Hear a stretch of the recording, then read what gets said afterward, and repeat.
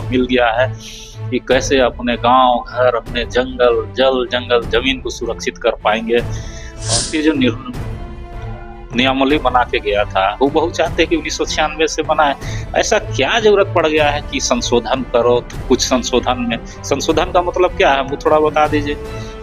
पेशा कानून क्या है? डिलिस्टिंग ही है पेशा कानून। आपने रूढ़िवादी परंपरा संस्कृति को जो मानता है, उसके वही गांव का ग्राम प्रधान बनेगा। या जो बैलेंस था, उस सरकार का स्वास्थ्य गड़बड़ हो गया है, जिसको भरपाई करना बहुत ही मुश्किल है। बेच दे रहे हैं, किसी को क्या कर रहे हैं। आज भी जाइए ना रजिस्ट्रार ऑफिस में, बेचा हुआ जमीन को 10 बार बेच रहे हैं, कागज भी नहीं चेक करते किसका डीड है, किसी का मोटेशन है। क्या अंततः क्या होता है?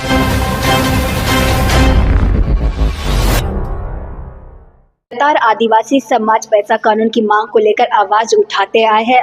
आज उनकी मांग पूरी हो गई। राज्य सरकार के द्वारा पैसा कानून को लागू कर दिया गया है। ऐसे में हमारे साथ खास बातचीत करने के लिए फूलचंद तिर्की जी मौजूद है। सीधा इनसे जुड़ेंगे, जानेंगे इनका क्या कहना है। सबसे पहले आपका हमारे चैनल में स्वागत है। आपका भी धन्यवाद, और जितने भी आपके चैनल के दर्शकों, उसको भी जोहार, धन्यवाद। क्या कहेंगे, पैसा कानून लागू हो गया है क्या?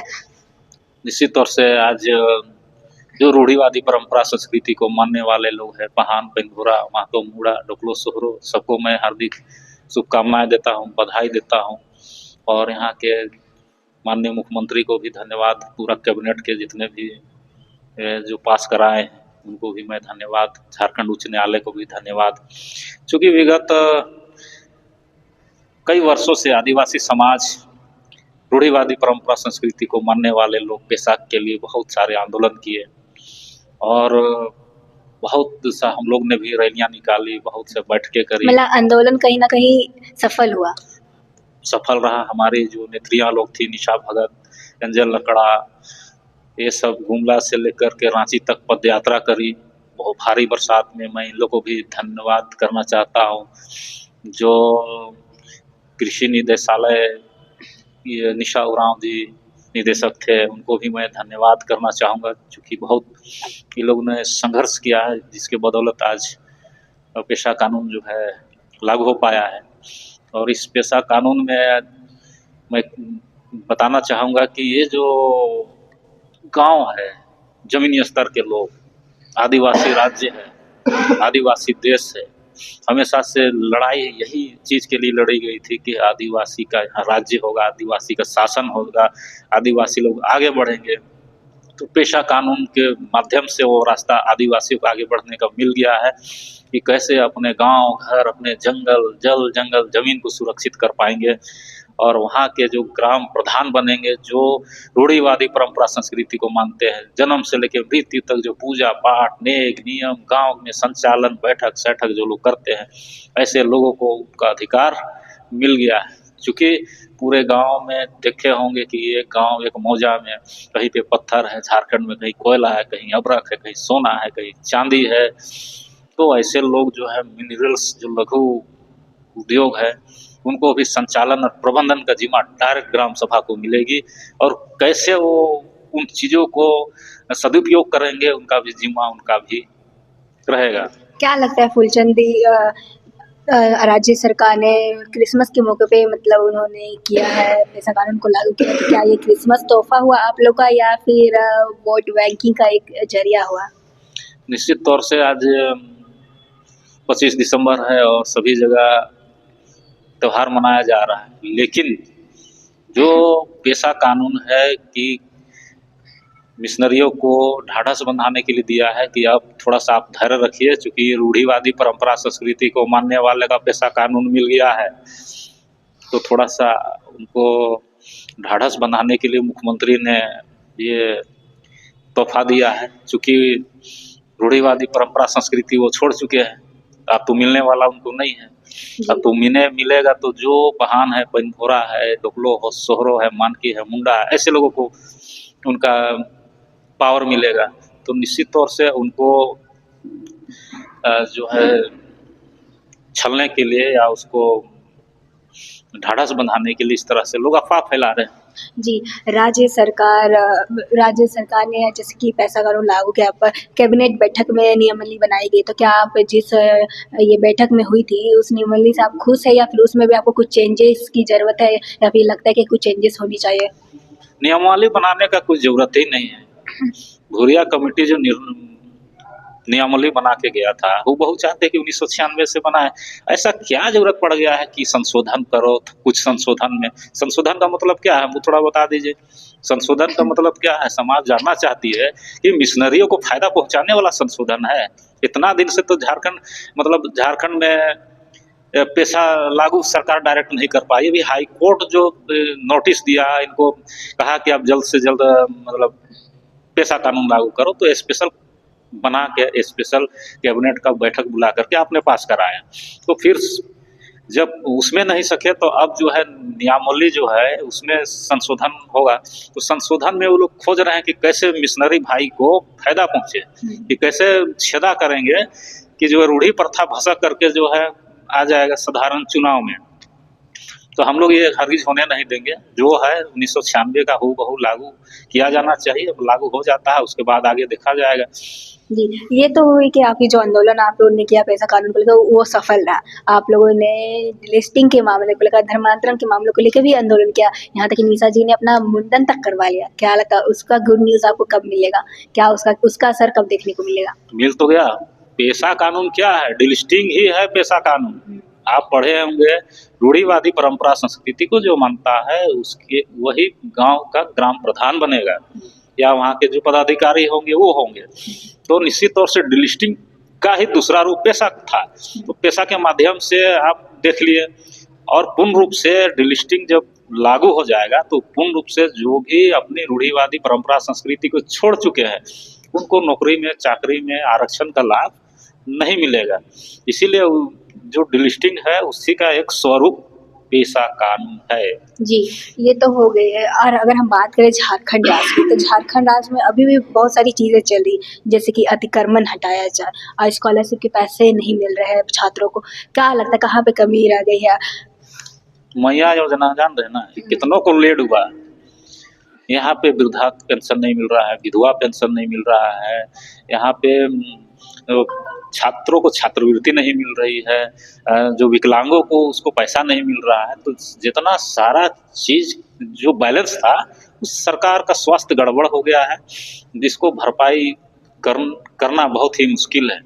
तो ऐसे जो है सरकार को चाहिए कि कुछ योजना लाए या कुछ ऐसा करे कि झारखंड का जो जीडीपी दर हो वो अच्छा हो, स्वस्थ हो, ताकि सबके लिए फायदा और लाभ पहुंचे। जी, अतिक्रमण में निशा जी गई थी। हाँ, अतिक्रमण हटाया जा रहा था, उसमें निशा जी गई थी सपोर्ट करने, बचाने। उनके साथ भी अभद्र व्यवहार किया गया, उन पे थप्पड़ उठाया गया। इन सब को आप कैसे देखते हैं? इस पर आप क्या कहना चाहेंगे? कहते हैं ना कानून अंधा होता है, तो वही स्वरूप देखने को मिला वहाँ पे ये नहीं देखा जा रहा है कि गरीब का घर इतना बरसात ठंड में तोड़ा जा रहा है।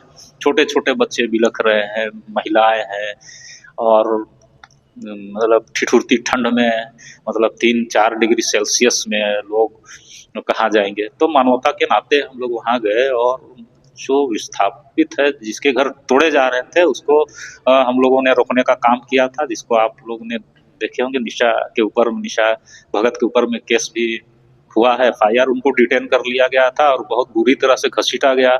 उनके साथ लपड़ थप्पड़ भी मारा गया। तो ये झारखंड का जो सरकार जो दुर्व्यवहार किया आदिवासी के साथ में, आदिवासी लीडर के साथ में, इसका भरसक हम निंदा करते हैं। और ऐसा नियमावली बनाना चाहिए कि जैसे 72 घंटा में आप खाली करो। ये कौन सा बात है 72 घंटा में? अगर फांसी भी लगता है तो उसको पूछा जाता है कि आपका आखिरी ख्वाहिश क्या है। आपने तो सीधे आप फैसला सुनाया और आपने कार्रवाई स्टार्ट कर दी। यहाँ तक उनका फैसला सुनना चाहिए था।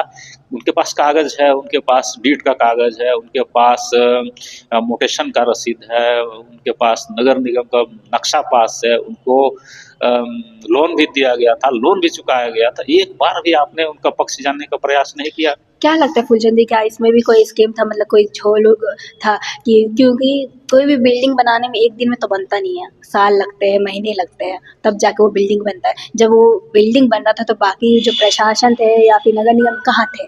सवाल ये उठता है। इस क्या लगता है इस पर, आप इसको कैसे देखते हैं आप? ये झारखंड का जो ब्यूरोक्रेट्स है उनका चाल चरित्र को उजागर करता है। मान ले रिम्स का जमीन अधिग्रहण हो गया है, तो अधिग्रहण जमीन को बेचने का पावर इसको किसने दिया?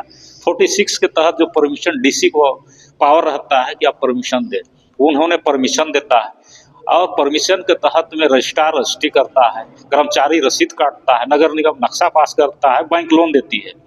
तो ये जो झारखंड सरकार का जो विफलता का एक प्रतीक है कि हमारे कर्मचारी मतलब किसी जमीन को बेच दे रहे हैं, किसी को क्या कर रहे हैं। आज भी जाइए ना रजिस्ट्रार ऑफिस में बेचा हुआ जमीन को 10 बार बेच रहे हैं, कागज भी नहीं चेक करते किसका डीड है, किसी का मोटेशन है। क्या अंततः क्या होता है, लोग लड़ते रहते हैं कि मेरे पास भी है, मेरे पास में भी है। तो ये जो भ्रष्टाचार है झारखंड में, जो भ्रष्टाचार है उसका कोई हिसाब नहीं है। यह तो जो देखते हैं ना चोर गुंडा बदमाश, वो हथियार से लूट लेते हैं तो उनका रहता है कि चलो लूट लिया, लेकिन यहाँ कलम वाला जो गुंडा लोग है, जो कलम के बल पर जो डकैती कर रहा है, लूट रहा है, उसको कौन रोकेगा? इसके लिए तो कोई कानून बना नहीं है। तो आज इसी का परिणाम था कि रिम्स में जो कलम वाले गुंडे लोग थे, मोटे मोटे पैसे खा करके जो है गरीबों को आज हंसिए पे ला दिया, उनका घर बुलडोजर से तोड़वा दिया, उनको परेशान किया जा रहा है। तो ये कब रुकेगा? रिम्स जैसा हाल कहीं और ना हो, इसके लिए कदम उठाया जाना चाहिए। जी, आपसे आखिरी सवाल रही, आज निर्मल महतो जी का जयंती भी है, ऐसे में कुर्मियों ने दावा भी किया था कि सिर्फ आदिवासियों के ही लोग शहीद नहीं होते, हमारे भी लोग भी शहीद होते हैं। और साथ ही आदिवासी समाज कुर्मी समाज अपने आप को आदिवासी भी कहते हैं और वो एक बड़ा आंदोलन तैयार कर रहे हैं आप लोग के अगेंस्ट में। क्या कहेंगे? आने वाले समय, आने वाले साल में 2026 में वो एक बड़ा आंदोलन करने जा रहे हैं आप लोग के अगेंस्ट, क्या कहेंगे? निश्चित तौर से जितने भी आंदोलनकारी है, कोई जात से हम लोग उसको नहीं देखते हैं, सबका सम्मान करते हैं और उसको हम नमन भी करते हैं। आज उनका पुण्यतिथि था। तो आज देश में जितने भी लोग शहीद हो रहे हैं, कोई जात देख करके जो है देश के लिए शहीद नहीं हो रहा है। सभी शहीदों को मेरा नमन रहेगा, चाहे हिंदू हो, मुसलमान हो, सिख हो, ईसाई हो, कुर्मी हो। तो निश्चित तौर से आज झारखंड राज्य ही बना था आदिवासियों के लिए, आदिवासी का राज्य होगा, यहाँ के आदिवासी आगे बढ़ेंगे। चूंकि सबसे ज़्यादा दबे कुचले आदिवासी है, तो निश्चित तौर से आज पेशा कानून भी लागू हुआ है। आपने देखा कि ये आदिवासियों के लिए है, तो हमको सोचना होगा कि जो जैसे बंगाल है बंगालियों के लिए है, महाराष्ट्र है मराठियों के लिए है, तो झारखंड झारखंडियों के लिए, आदिवासी के लिए क्यों नहीं होगा? हमको 5वीं अनुसूची मिला है, शेड्यूल क्षेत्र है, आदिवासी क्षेत्र है और आदिवासी राज्य है, तो आदिवासी को क्यों नहीं मिलेगा? इसीलिए हम लोग मांग करते हैं कि यहाँ पर आदिवासी का जो भी विकास कार्य है उसको प्राथमिकता होना, उसको प्रायोरिटी होना चाहिए। और जो अभी कुर्मी लोग जो आदिवासी बनना चाह रहे थे और हमारे हक को खाना चाह रहे थे, तो इसी का मैंने विरोध किया। जी, बहुत बहुत धन्यवाद हमारे साथ जुड़ने के लिए। ये थे हमारे साथ केंद्रीय समिति के अध्यक्ष फूलचंद तिर्की जी, जो इनके इतना ही ऐसे अपडेट के लिए बने रहे न्यूज़ रांची मील के साथ। धन्यवाद।